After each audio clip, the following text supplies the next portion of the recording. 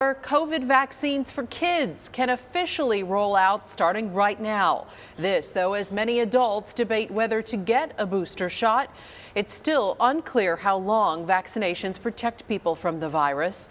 Some health experts and recent data shows the Pfizer vaccine is less durable. That means the immunity it provides lessens. So when should people go back for a booster? And does it change depending on where you got your shot? Some health leaders question if more COVID breakthrough cases are happening to people who received their shots at large state-run sites.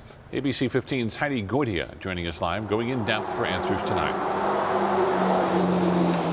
Yeah, good evening, you guys. State Farm Stadium, pretty quiet out here tonight as the Cardinals are on the road this Sunday. But earlier this year, it was an absolute beehive of activity as the state implemented its largest COVID vaccination site. It was a 24-hour-a-day operation staffed both by licensed medical professionals as well as volunteers. And it's the latter half of that combination, along with the sheer size of the event, that had some questioning whether the vaccines given here were as effective as advertised.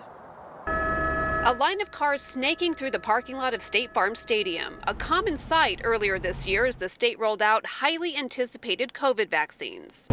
It was no small undertaking and a job that required great attention to detail, perhaps most importantly, making sure the vaccines were always kept at the right temperature. There were protocols out at the site as the vaccines were drawn from the pharmacy, where they were placed into coolers with temperature monitoring as they were brought to the actual patient administration station. Jessica Rigler from the Arizona Department of Health Services says even though recent data shows more breakthrough cases associated with the Pfizer vaccine, which is the one administered here, she doesn't think the design or operation of the site itself is to blame. I think that's a fair question. I think it's unlikely. Linda Patterson received her vaccine at the stadium in February. 5 months later, after a visit to the ER, she was diagnosed with COVID. Of course, they ran a COVID test when you go in, and a couple hours later they came back and said, "You have COVID." And I said, "No, I don't have COVID. I don't have COVID. I've been vaccinated and I'm fine, you know."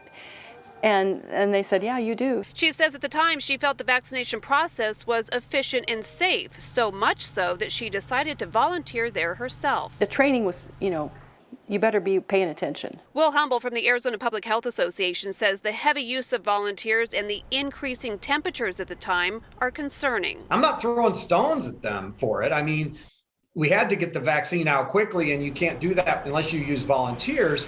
But what I am saying is that you should be using the data that you have to answer the key questions that people have. Are there some sites that are seeing more breakthrough cases?